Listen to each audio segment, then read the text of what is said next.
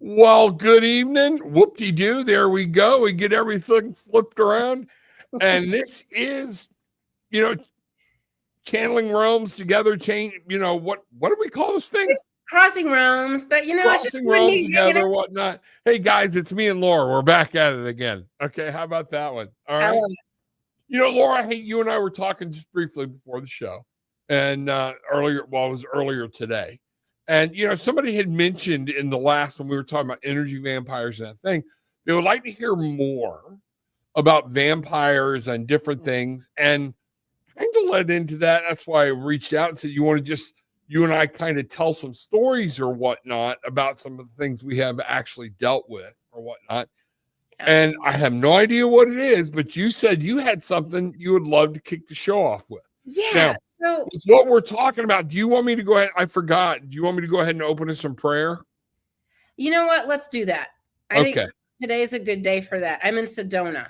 It's always a good day. Okay. Yes. Some energy portals, things like that. Everything's going. Yep. Yeah. So our most gracious and loving Heavenly Father, the Divine Mother, that divine feminine energy that protects, that nurtures, that helps us come.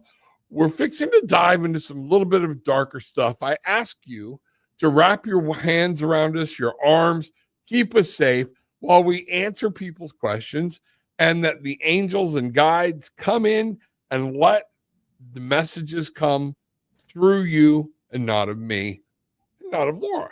So motivate.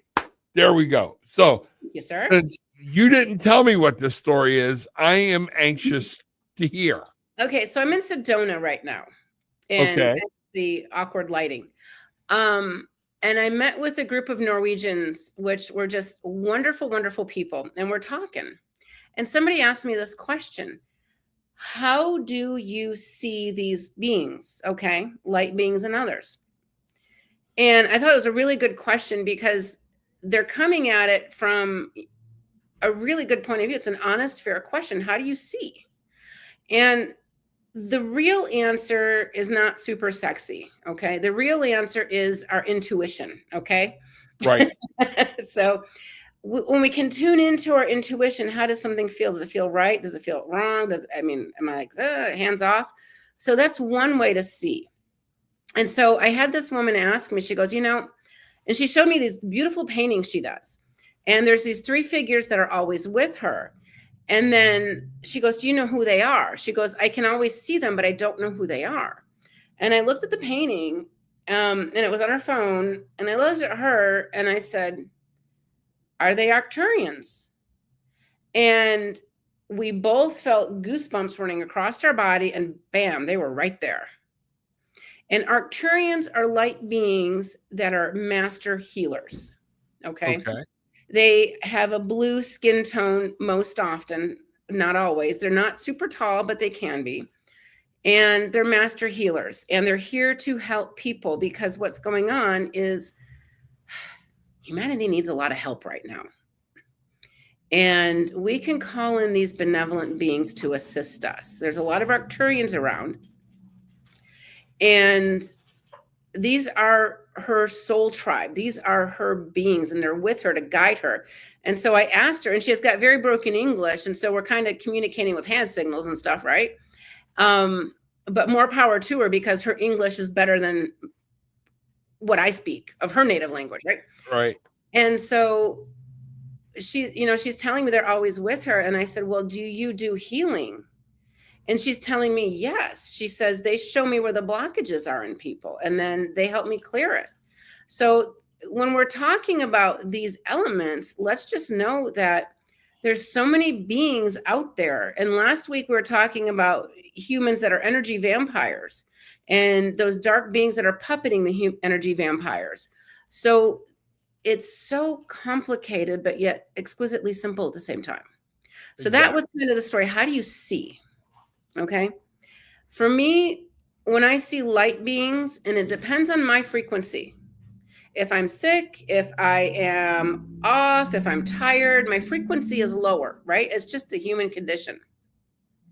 But if I'm on point, I can see them in full figure form. Usually they can show up as humanoid light streams. That's the best way I have to describe it. Okay. And They can be tall, small, whatever, everything in between. So they can be humanoid life streams. If I am not feeling all that great, I can sometimes feel their presence. The dark beings, I can see, I'm going to say a little bit more readily because my spidey senses are always there, because this is kind of where I focus in on my work. So just kind of letting people know how we see things, or how I see things. It can change. If I'm working with some Arcturians or some angels or whatever, and I need to vet them, I need to make sure I know who they are. And my book, Soul Tribe, Navigating Spiritual War, it's a short book and it shows you how to do it. You can visualize yourself pouring salt on them or Frank oil on them. And if they shapeshift, pixelate, disappear, they're not the good guys. That's it. So here's my question for you. Okay. Because I know this, a lot of times I have dealt with entities, things like this or whatnot, and I didn't actually see them, but I know that I am more clairsentient. Mm-hmm. I sense, I get a vision that is like when I'm talking about somebody and somebody says, "Oh, you're seeing my dad." No, I'm seeing the essence, and I see that it might be male, but I can't actually, I could not draw you a sketch artist sketch of the things that I'm seeing. When you were talking about a couple of weeks ago, you had met two entities, one being dark, one being light, Mm-hmm. in an airport. Okay. When they appeared to you, though, you had actual visual presentation. Oh, they Did you were not? very physical. I shook their hands. Okay. They were very physical. I think that they were playing around with, I'm going to call it, different technologies. Okay. So humans have technology, but so do these other beings. And a lot of times these beings are gifting us technologies, right? Yep. Yeah. And so, but when you're seeing or sensing a dark being, your spidey senses are all over that, right? Right. And that's what we have to learn how to tune into, to lean into. Is this really for my greater good? The biggest issue is my ego superseding what is beneficial, the most beneficial outcome for my soul? Correct. That's where we have to toe the line. Is this my ego, or is this really something good? I will say this, when I have been in the presence and I could visually see dark entities, things that are life force pulling suckers, things like this.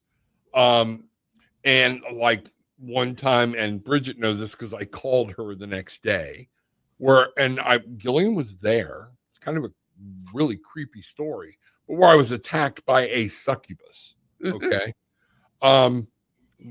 I saw everything, visually saw it, which even made it more, this is real. When I see it, a lot of times though, when I'm seeing something, particularly something of a vampiric nature, or something that is, it is vampiric, right? Yeah. I get more if I'm seeing an actual person, their aura to me, and I'm not an aura seer, but I will get this whole black cloud thing going on. Yes. One time when we were dealing with or when I was dealing with an entity in a home that we lived in, and me and my ex-girlfriend, we broke up or whatnot. It was very dark, and it was an entity that was there that was just sucking everything dry. When I finally stood up and began to rebuke it, it formed into that dark cloud.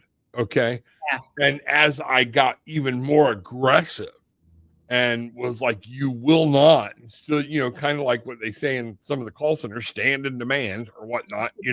When I stood up and said, this is what's going on, it fled the very room and went back into a room that we felt fairly sure somebody had been murdered in. Okay. So there were things like that. So yes, in that somebody was talking about, I want to hear about real vampires and things like that. You need to understand vampires do walk this earth, but they're not the Lon Chaney. I do believe those people exist and they're hiding within the criminal culture. Because I know this in law enforcement, different things, there were people, and the blood sucking and different things like that kind of tended to got covered up. You didn't want it out in the public. And that's also a metaphor too. It's real, but also a metaphor. Sucking energy is sucking blood, right? Right. Yeah, absolutely. Yeah, and it can be a life force. And thus, when you're dealing with somebody like you and I've dealt with, you can deal with somebody that's got attachments. Then you go from attachments into something's really clinging to them into an actual possession. And when you're dealing with that, man, it's a slippery slope, making sure you know what you're doing, where you're going, and how to keep you and other people safe. And sometimes they just think the person's crazy. Right. Sometimes it's drawing people into a bad thought process, or whatnot. So do you get a variance in how you see or sense? I do. And you're bringing up something that's reminding me of a clearing that I had done. And this is in Washougal, Washington. And I was called because these people bought this property. It's pristine, beautiful property. It's just lovely, lovely, lovely. But there was a lot of bad, dark things happening in one of the outbuildings. Okay, it's many acres. So you've got, the main home, maybe a secondary home, and you've got barns and other little outbuildings. And there was this one area where there was this barn and remnants of a barn, and really bad things kept happening, and people were kind of seeing stuff. And there was definitely, and I think what you're talking about with what you were mentioning, that thing coming at you, it was bound by that time, space, and location. Right. And so it came out at you, but then it had to retreat back into that same location. So some of these beings are earthbound to a location. Doesn't mean they belong there. It means that we need to send them off to God, source, creator. So I'm working on this property, and I come across a ghost. And it was a woman, and the details are a little bit fuzzy because it was a little while ago, and I tend not to remember exactly what I'm working on when I'm in the throes of the moment. But there was a ghost there who I think was a woman in her early 20s, and she had been raped and murdered on that property. And then once that happened, the rapist left. But then when the rapist died, and she was stuck on that property because the trauma was so severe. And by the way, this is why I am not a fan of ghost hunters. I am not a fan of these places that do ghost walks, ghost tours, because every ghost is somebody's loved one. And when we put them on parade, it's just cruel and vicious. And I know I'm taking away a business market, but I don't care. Well, they need help. They need to be crossed over. It's the compassionate thing to do. So this woman was there, and long story short, the man had eventually died, and he had come back to that spot where he murdered her as a ghost. She was earthbound to that location because the trauma is so great to her, she didn't know what to do upon death. Okay. She was literally kidnapped, literally in the middle of the streets, and raped and tortured, blah, blah, blah, and murdered. And she's been stuck there since the 60s. Now, it's not terribly long if you're a ghost, because we see ghosts from hundreds of years ago. So she's stuck there, but now her perpetrator died and came to that location. Now she is being haunted all over again. And that was creating the negative synergistic energies on this property. It was making trees die. It was making all of these weird things happen.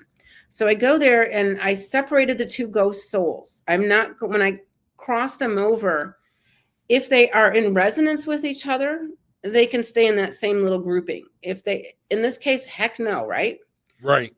As a police officer, you would never put a rapist with the rape victim, right? Never. Same concept.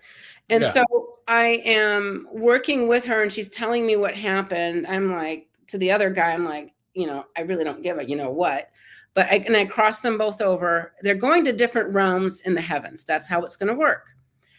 And then when I cleared that space, everything calmed down for the family that bought the house. Right. was a big deal.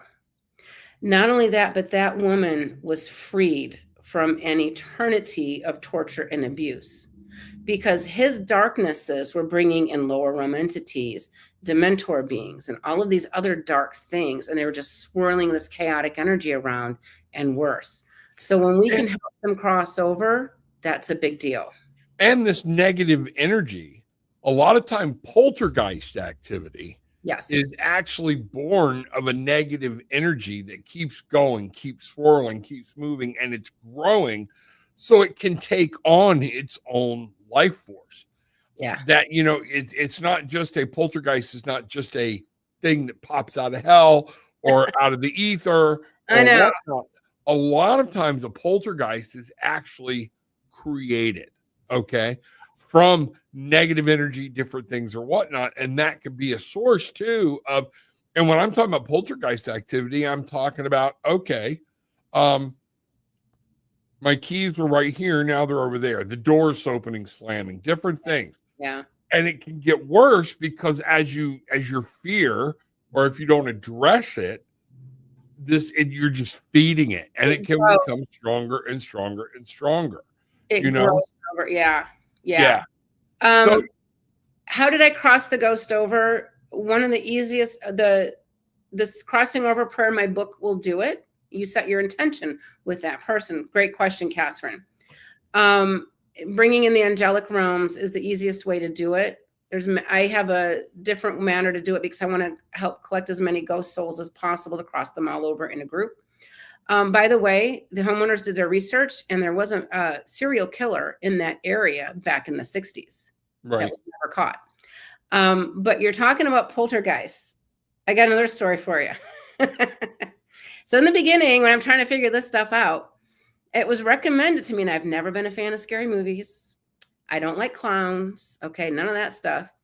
Somebody says, you really need to watch the movie Poltergeist. It'll help you understand some things. I'm like, Okay, so I watch it at like noon, okay, because I'm not going to do this stuff at night.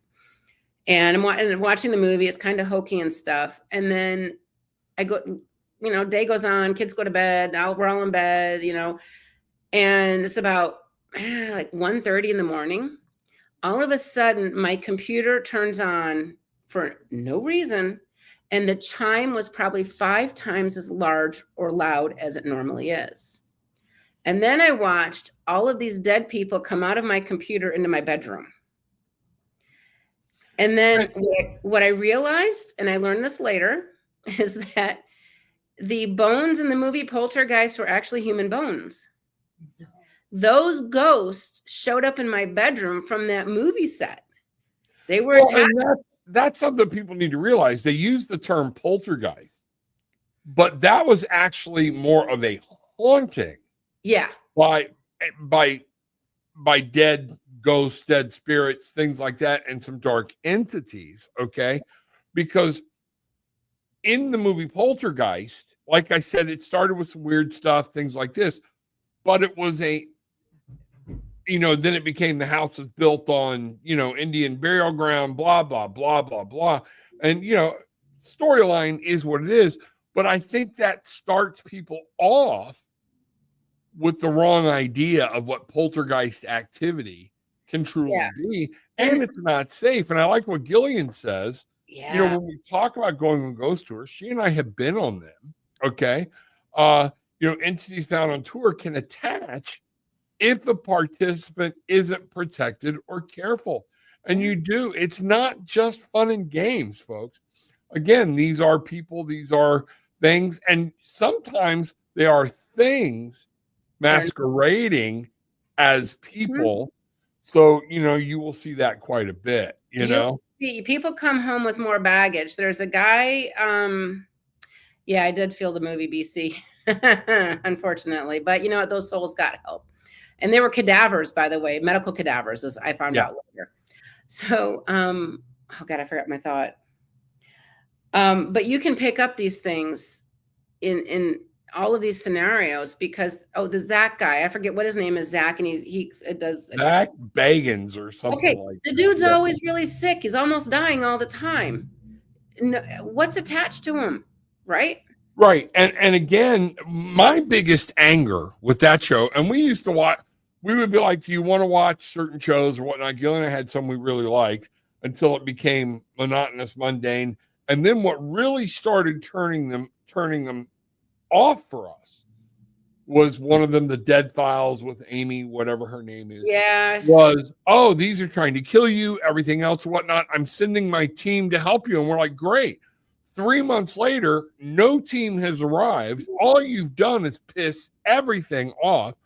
And we watched one show when one of Bagan's new series started. And that's just, we're going to go in, we're going to help these people. Well, it was too big, and they all bailed. They and bailed left on this people. family with this riled up, and this was more demonic than it was just a ghost, and they got in over their head. But nobody's helping these people anymore. It's just let them show you. The worst is when they say, you need to sell the house and move. Yeah. So you sell the house and move, guess what? Now someone else has that problem. And these demonic entities, Healing Light, absolutely can physically harm us. Absolutely.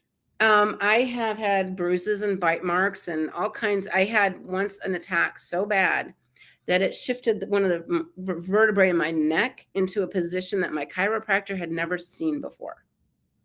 It's very real. Right. Yep. And that's what, when you're dealing with some of that, and especially when you're dealing with an actual possession, which I have dealt with I got some wacky stories too.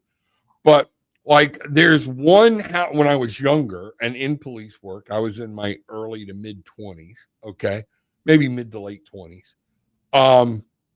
There was a doctor's wife. She was home alone all the time. I had worked there for 9 going on 10 years or whatnot. Had never had a call from her. She was a friend of the cops, everything else. Hey, if you ever get tired, you want to stop by, I'll make a cup of coffee. I'm up, things like that. We never had one call from her in at least 8 to 9 years.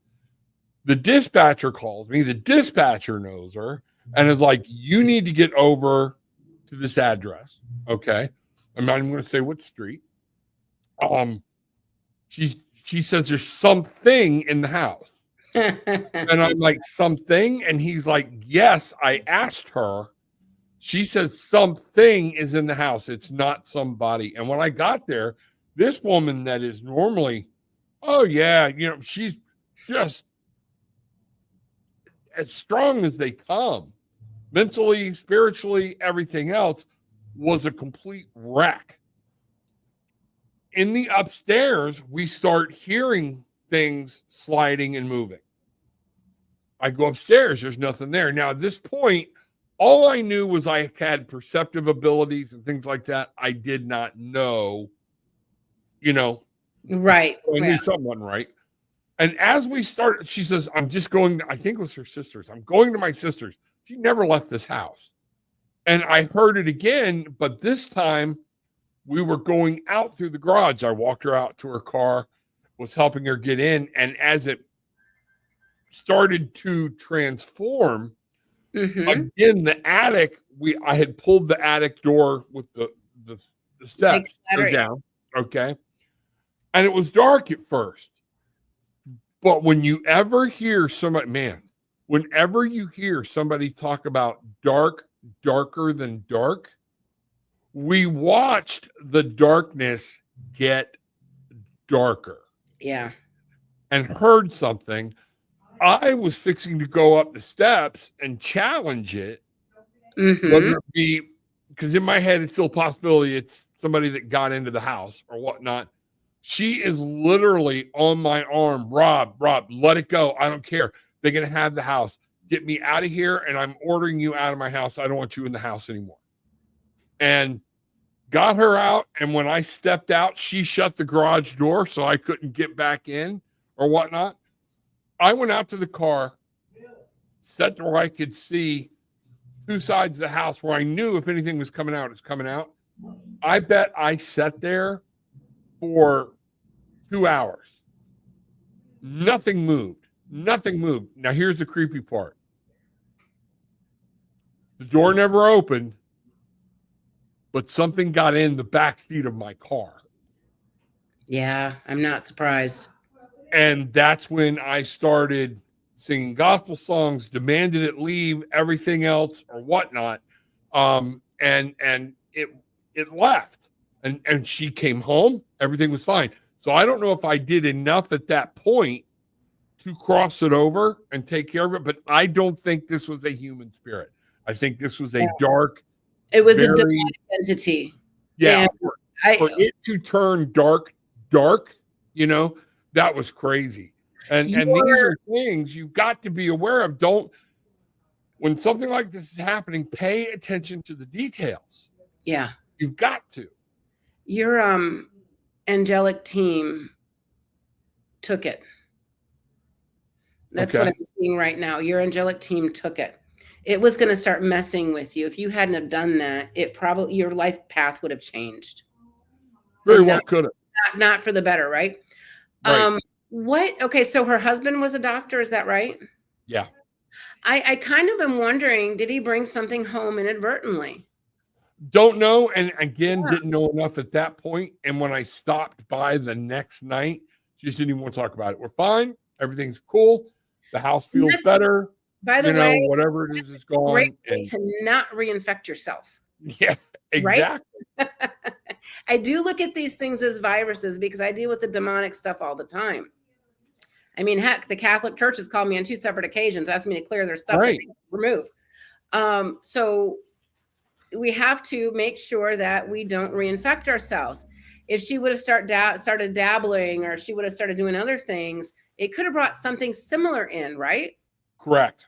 And we knew she was all of a sudden I noticed when I'd pop over a little more regular, some mirrors were moved, different things. She never had anything facing each other, but there were different prayers posted on the different doors. It makes a difference. Different things like that. And guys, if you feel like you need to fortify your house, there's a few things you can do to make yourself not look weird at the same time. To the normies out there, you can take these sacred prayers, you can create your own prayer, type it out, write it out, and stick it behind the family photo, stick it behind the TV, and this stuff emanates the protective energies.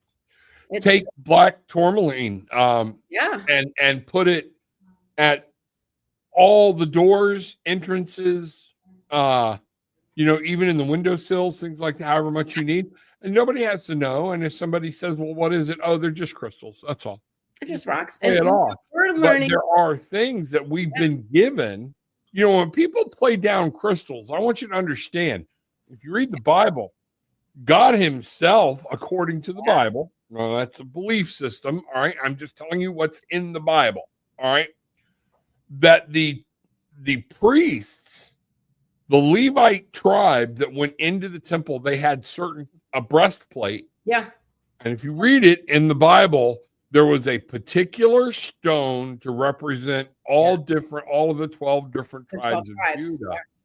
And some of that was for their protection, and that's, you need to remember, these things are real, things happen. And one of the scariest things you can do is let somebody convince you it ain't happening. Yeah. Oh, you're being silly or whatnot, Great. I'm being silly, whatever. Yeah. And there's so much we can do to help ourselves. And also be careful who you let touch your sacred spiritual tools, albeit crystals or whatever. Just be careful. I don't have many people in my house anyways, but I wouldn't I wouldn't run around with crystals saying, touch this, because they can become contaminated. Right. They carry piezoelectric qualities, electrical qualities that do things like run our computers, run our cars. I think I sent you that Instagram about, these are just rocks. You smash them together and you get a computer, right? Yeah. So that proves that they have some type of electrical conductivity to it. Right. So these are all tools we can use. This dark side is not to be dabbled with. I remember years ago, one of my kids had a school, what do you call it? Like a meeting in the gymnasium, some kind of like event in the gymnasium. And it was a very elderly woman, and I'm surprised she was still alive then, who was a concentration camp survivor. And she went all over the nation talking to students about what it was like to be inside of a Nazi concentration camp. And she did this so we won't forget, right? Right. But what was happening and what she didn't understand was happening, I believe, as she's talking about the Jewish concentration camp victims, she's bringing in those ghosts that never crossed over, because ghosts travel at the speed of thought. Right. I didn't know my kid had gone to this thing, because, middle school kids don't really tell you anything other than, how's your day? Good. That's what they do. Right?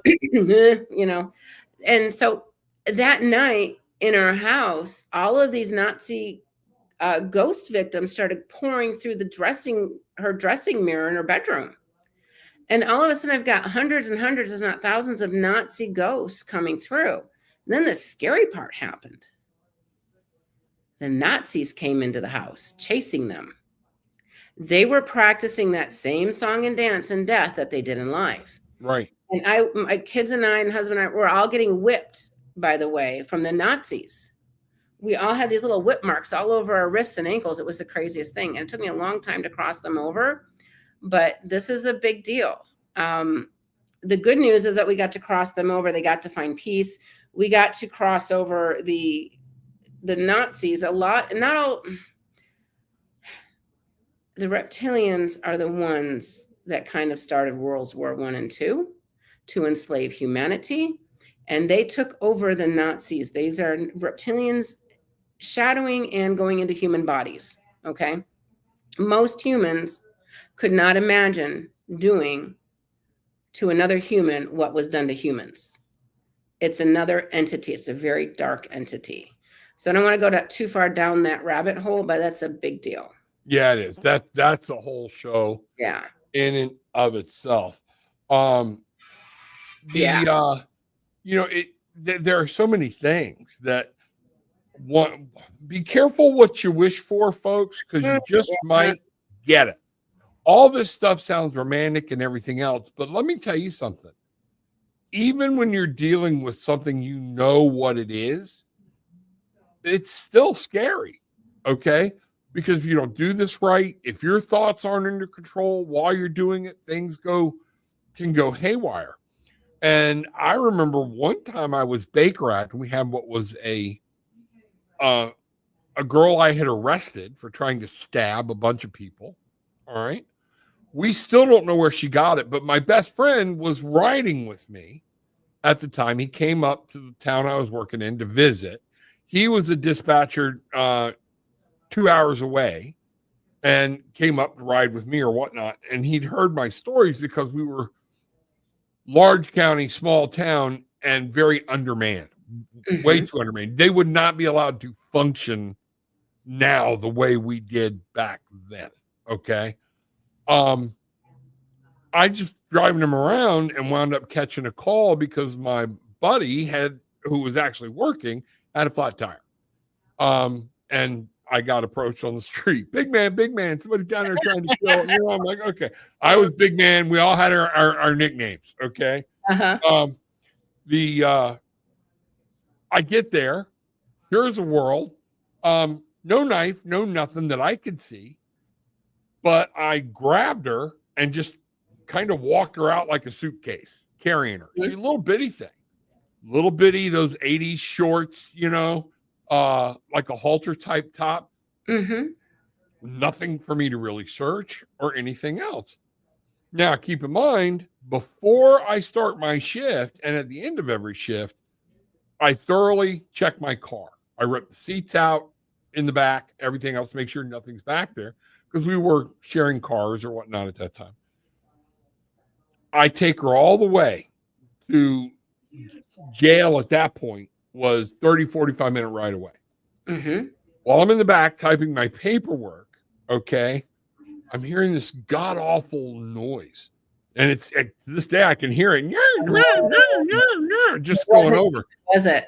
And the jailer runs out and says, "Your prisoner's going something's wrong.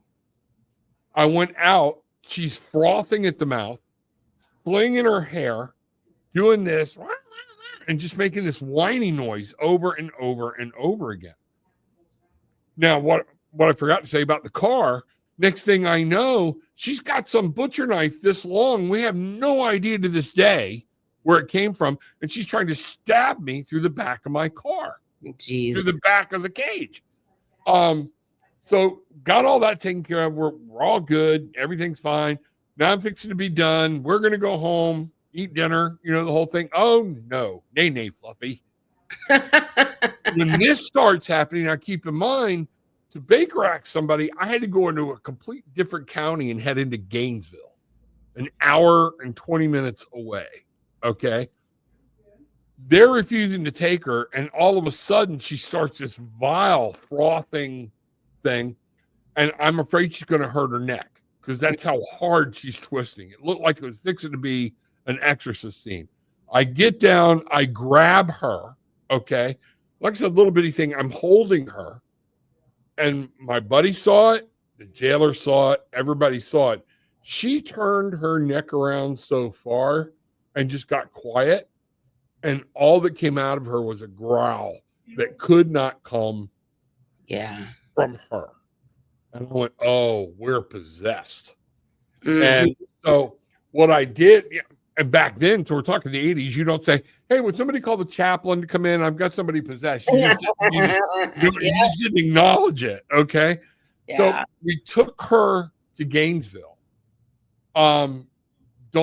Never got told what happened to her or anything else. I think she actually wound up in state hospital, but she was most assuredly possessed. And finally, when I went in, I walked in and I held my hands over her, and the guy was a little, the reception people were like, hey, and I just started praying silently. She went dead calm, dead asleep. Her head flopped over, and we left. Yeah. So, I mean, there are things like this, folks, that are real. And our human mind wants to say, oh, she's just crazy. Oh, they're talking to themselves. Yeah. Oh, they're schizophrenic. You better realize and approach each person like that with an understanding of, this shit happens. It's real. Okay. Yeah. And if you're not ready to deal with it, it can be crazy. Well, you're talking about that knife. And so there's many types of possessions, right? Ghosts can possess us and they're looking to vie for being the front of the audience. And this is where schizophrenia comes in, multiple personalities and stuff like that. That's one form. But when you have a super, super dark entity like this, right, it comes in because the foundation of our soul has some massive cracks or is missing chunks of our soul that gives them the edge in. Right. They're parasites. They're here to feed off of us. I'm willing to bet that knife did not exist in that time, space, and location. I don't know how it did. That demon apported it into that space and time because it was that strong. Right. And what that means is they can take a physical object. They can, again, like a poltergeist, take this phone and move it from here to over here. So he summoned up that butcher knife to try to stab you because you were ruining his fun. If he could have stabbed you and injured you, you could have been possessed because these guys, there's always more than one person in the party, right? Right. So it wasn't successful, but it wasn't successful for the primary reason is your belief in God. Right. And one of the things I did was we went back and I called my father. Now most people that know the tribe knows our relationship wasn't the greatest in the world. He was a Baptist minister. And I didn't agree with everything, but this was more down his line. Okay. Mm-hmm. And I knew this stuff scared him because of an incident we had together where he left me hanging out to dry. But I'm like, is it possible? I've always been heard or taught, and it didn't seem right, that demons are not allowed to hurt Christians.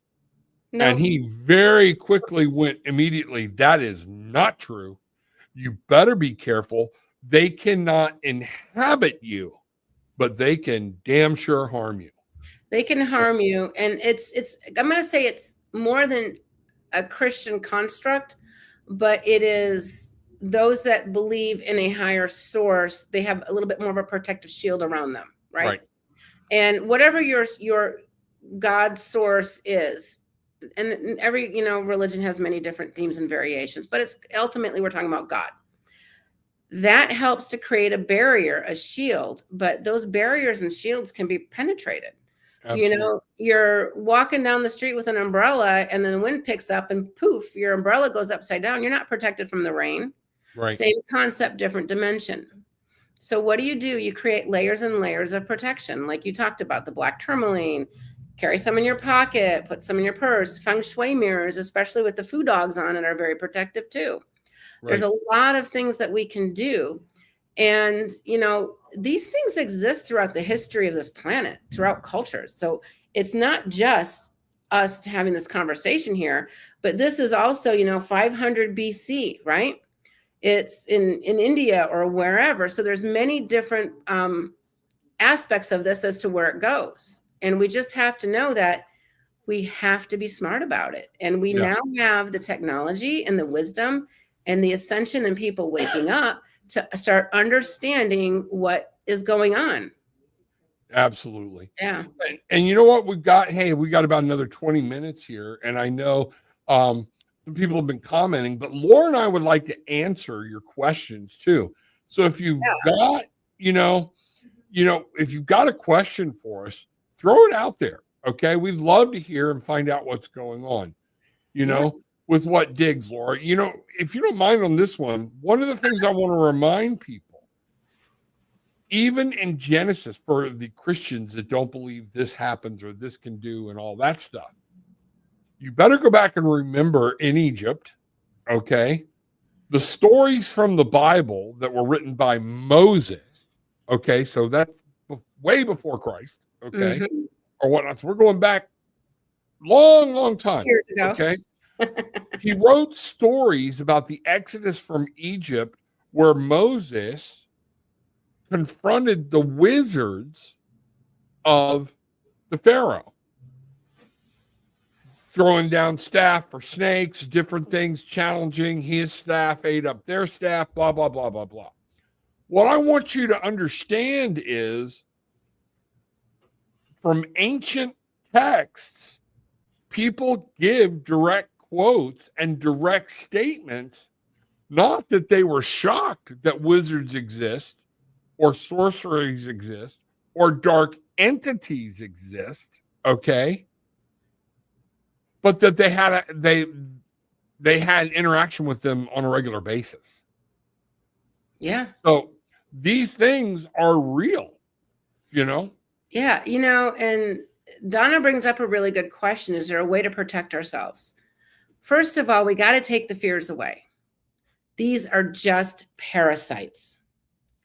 They need us. We do not need them. Stand in your own power. And by parasites, we're talking about these energy vampires again, right? All ghost souls need to be crossed over, spiritual lesson 101 that seems to have we've missed the memo for, centuries on this one. Every ghost is a former human. They need to go back home to the heavens, source, God, creator, period.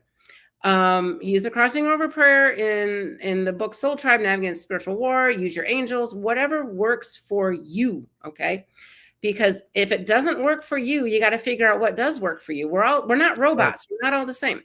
So don't be afraid. Don't be crazy in your ego either. Be respectful. Like, whoa, this is bigger than I can handle. I need help. Or, you know what? You will not bother me. I command in the name of God, or whatever, you go. A lot of that can help. Right. Creating layers of protection. We talked about in the past, writing on the backsides of mirrors that are portals, right? We've talked about using crystals and things like that. We've talked about frankincense and myrrh. If they're good enough for Jesus, folks, are good enough for us, right? Right. Look at your pets. How are your pets behaving? So we had, in those dark days, and in the very beginning, I didn't know what I didn't know. And we had 2 cats, a rabbit, and a dog. And these animals would react to what I would say would be nothing. And we'd have this rabbit that would start thumping his foot so hard when he would see stuff, there's nothing there. So if your pets are overreacting to something or staring into space, use it as a cue. Okay, something's going on. Spray that area with frankincense and some water. There's so much, and they will track things. Keep in mind, it's not just staring off into space, but you will see them like look at something, tilt their head, making you understand. They don't understand what they're seeing. Okay, Gillian used to have an animal that would track somebody going up and down steps in one of the apartments all the time. So yes, pay very close attention. Pay attention to them. They're here to help us. Our animal babies are here to serve us. We are here to serve them. It's a very symbiotic relationship. And the more we can tune into them on these subtle energy levels, the more that we actually start animal telepathy with them and communications. Right. Do me a favor. Let's talk about this. I'm not sure I quite understand it. But the question is, will I ever be able to go out in public without a hat? I started wearing it for years to protect myself. Now, are we talking about sun protection or are we talking about spiritual protection? Okay. So I'm guessing in BC, please feel free to chime in if I'm off base on this, or even if I'm on base, whatever. Our crown chakra and our soul star chakra, a lot of energies come and go through here. And so you see these like EMF hats and stuff like that. And I don't know what type of hat you have, but what it does is it helps to create a barrier. And it's also intention. So if you have the intention that this hat is going to protect me, guess what? It will, guys, because our minds are extremely powerful. So if you're right about that, BC, let me know. Or if you've got something else you want to add to that, please add that, okay? Right, because yes, you can, but you're going to have to if you feel like you're being attacked, we have to make sure that you no longer feel that you're attacked, but that you have protection. And there are, again, various layers, things you can do to protect that crown chakra, the top of your head, things like that. Okay. There's a lot. I have a question. Animals, Is there any way to protect our pets from dark entities? And that answer is yes. You pray with them, you hold them, you can put auras around them, you can put like Laura likes to use the tetrahedron with the white light, different things like this, golden circles, all of this stuff. You can do that. Okay. It's a living, breathing entity. Yeah. Take your hands. Yeah. And our hands are energy emitters, right? And so you're just going to, you've got your little guy underneath your hands or around, right? And just emanate pure love through your hands and focusing it on your animal. It's amazing. You'll see when we're doing prayers sometimes, or people are seeing some healing, you will see me. It's called forming a chi ball. It's the energy. I will draw the energy from above, from below, let it radiate. Now, a little clue for people. When you see the Buddha, a lot of times he's like this or like this. Left hand is receiving. I don't care if you're left-handed or not. Okay. Left hand is receiving. I am. Yep. Right hand is emitting. So that's a lot of times I will feel this energy move through me around, but it's coming out of this hand into this hand, and I'm making it pull back and forth. And what anybody can do, if you'll just close your eyes for a bit, you will feel your own body without any of that, with the type of force. Because if you start bringing your hands together, the closer they get, you will begin to feel a tingling. You will begin to feel it. So if you're asking for heavenly guidance, as above, so below, the Reiki energy that's coming through from the heavens, tie it in from deep under the earth, and where you bring them in and they're meeting within you, this energy is now radiating through you, and that can be done. And that's what I'm doing. And you can too. Okay. So, yeah, absolutely. Oh, that's a great question. I got answers, or I think I do. Go ahead on this one. All right. So Lori's saying, I've heard that some cats are aliens like Lyrans, and I know they can help us heal. So we have to understand that this planet is a water-based planet. Okay. Life was seeded on this planet. Now, there's many of these light beings that have come to this planet because their planets have been destroyed.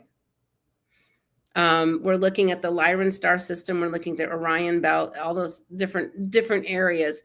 And what has happened based on my understanding of, because when I catch the bad guys, I quiz the heck out of them and I compare notes. The reptilians came from we're going to call it a different universe, a different star system. And they wanted to take over. They took over the Orion belt. They took over the Lyrans.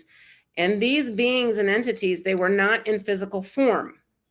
They wanted to learn how to create physical form, of physicality, which we humans are. So the theory is they've created cats like the Lyrans. The Egyptians supposedly created the Siamese. The reptilians have created the alligators and the crocodiles and those kinds of these species. So it's kind of a different way to think about it than Noah's Ark.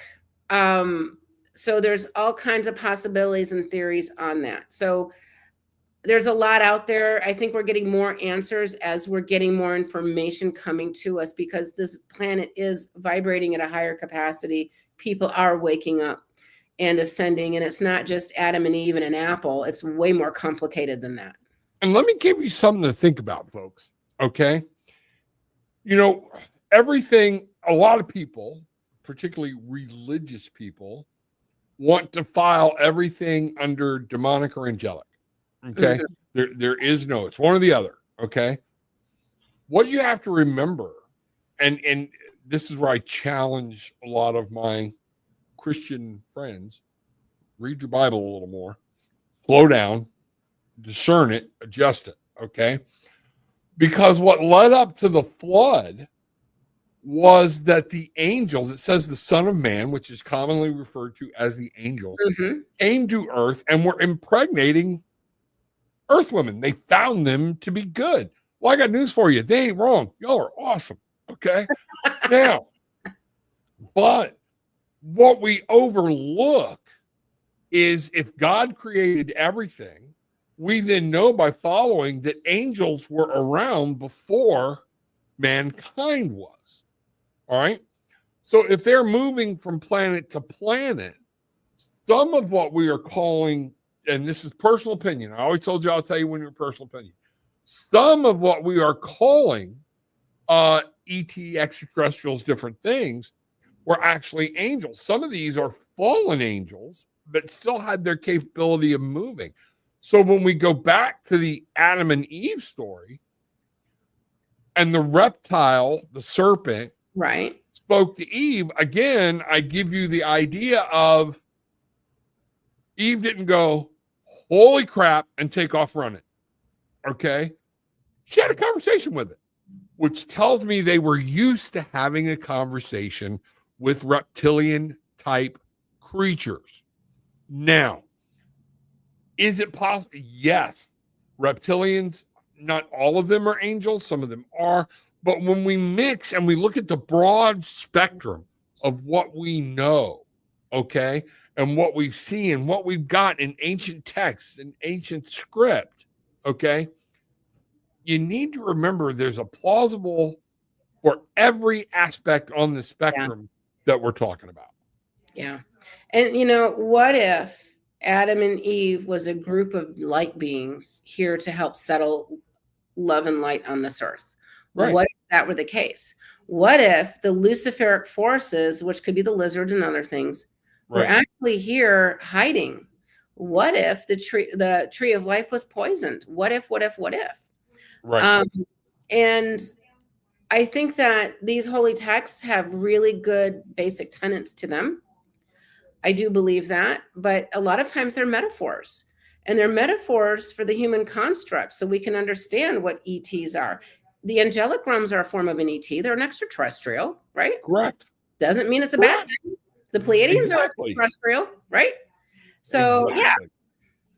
And if there's anything created that has free will, just like our own physics tells us, yin yang, any of these theories that you want to look up, there's good and bad. Yeah. So you have to accept that, okay, and understand it, you know. So that's, that's one of those things. What was this one? Lori, what if? Thanks, Laura. Maybe that's why they say cats have 9 lives. I think cats want this is going to be a thing. Don't blow that off. Okay. Yeah. Cats have been known to be portals between realms, things like that. But I think one of the reasons they have 9 lives is their intuition is crazy good. Yeah. Yeah. Why, jittery like a cat, different things. When you think of it, a cat will pick up on stuff way before a dog will. And a lot of times what will bring a dog's attention to something is that the cat saw it first.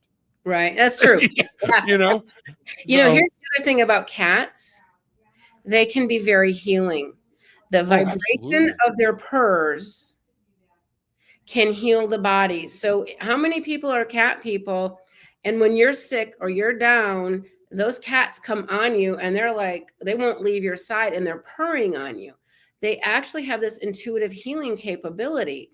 We have to be open to receive it. But that vibration of that purr, no other species has that, really, I don't think, but the cat family. So what is that? Right. Just a thought.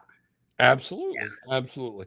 And it's, folks, it's one of those things why Laura and I keep telling you, we don't care what you believe, of how you believe a higher power works. So we don't.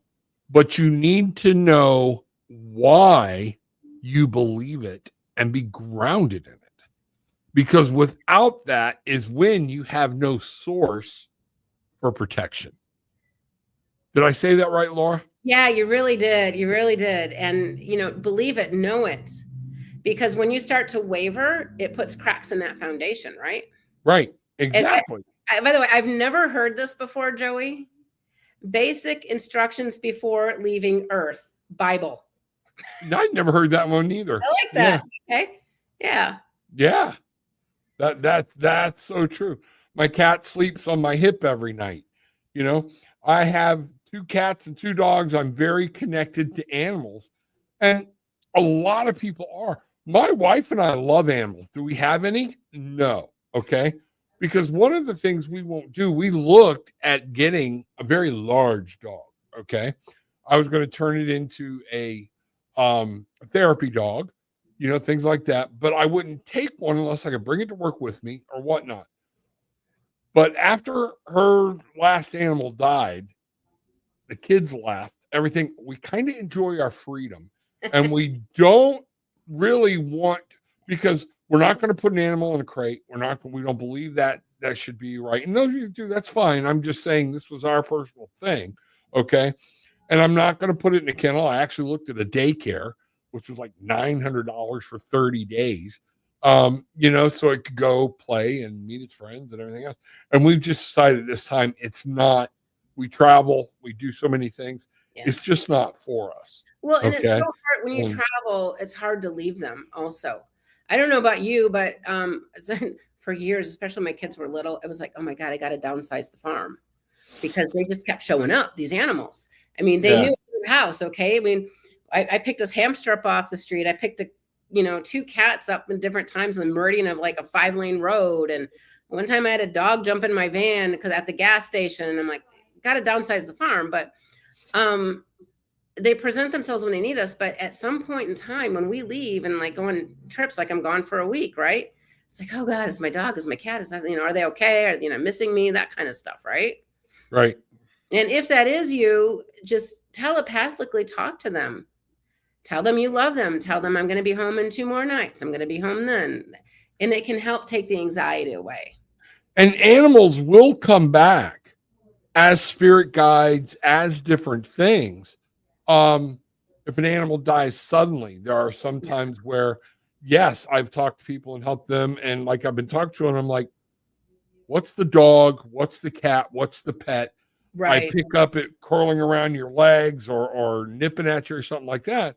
And they're trying to communicate to say it's okay, or give you they will take on a spiritual guide will help take on a body that you are comfortable with. So what's going on, and what better spirit guide than to have an animal that was nothing but love, nothing but healing, and everything else. So, and our fur babies can reincarnate back in our same lifetime. I've got several friends, clients, etc., who the same animal came back, but in a different body. Right. And that's a possibility too. Absolutely. So, wow, that was interesting tonight. Wow, that was fast. Holy cow. Yeah. So, as usual, you and I just shooting the breeze turns into this. So, a lot of people saying they enjoyed it, things like that. Good. Guys. We're glad. Good to see everybody. Good to see you and everybody. Thank you. Yeah, and do us a favor in the comments or and in the descriptions or how you can reach Laura and I. If you've got questions, send them to us. All right, because we'd love to build a show around your requests. So it's just something I think we ought to do. So Miss Laura, you got anything else before we No, I'm in Sedona for a couple more days. I'm excited about this. Just kind of chilling out. I literally have been flying, I get sick. I'm flying, I get sick. And so I'm done with that pattern. And I'm having some fun. So yeah. There you go. And I've got to travel tomorrow. And yeah. All right. So folks, look for us. Things we're working towards getting some things together, some events, and let's, let us know where we want to go, where we want to be or whatnot. We're narrowing down some activities, also narrowing down a possible working on, I got to get with Mr. Bruce about setting up a tarot with an attitude, and it could be a crossing realms together thing. We'll see. For a weekly cruise, a week-long cruise. So we can see what we're doing or whatnot. And that way everybody can get together. I will be doing entertainment on the cruise, doing what I do, but then I will be there for us, our tribe, everything else in private. So when you're singing and dancing, what shirts do you wear? This has been one of my favorites. Now I've got another couple, some more new ones, but I'm going to move this over here. The rubber ducks rock. It's just one of those things. And the rubber ducks, and I've got a new pork pie hat that's black that goes with it, and a black like trench coat thing. I almost wore the hat tonight, to see. I'm a little disappointed in you. Yeah, should have gotten my Ray-Bans out, and just rocked it. So that's one of those things, Yeah, Catherine. Yeah, that shirt is awesome. Yeah, my wife hides down in the bottom where y'all can't see her. And in her name title, it says, Rubber Ducky, You're the One. Yep. So that's hilarious, by the way. Yeah. Laura, with the sickness, don't go through the radiation at the airport. Get a pat down. Oh, I know. Oh, it's the end of the show, but man, I got a pat down story for another day. Okay. All right. Well, let me tell you something. I got some pat down stories being the pat. Oh, I bet you do. Oh, Lori, thank you very much. Thank you. And Monica. All right, everybody. With all that being said, thank you so much. Okay. I'm going to say something that it just hit me from an old Florida radio show. It was the Monsters of the Midday. Yes, I used to listen to them all the time. And one of the ways they went in the show is, we ain't got to go, but we got to get the hell up out of here. So, but know this, we want you to just take what you want, leave what you don't, but leave having experienced some peace, love, and light. Blessings to everyone.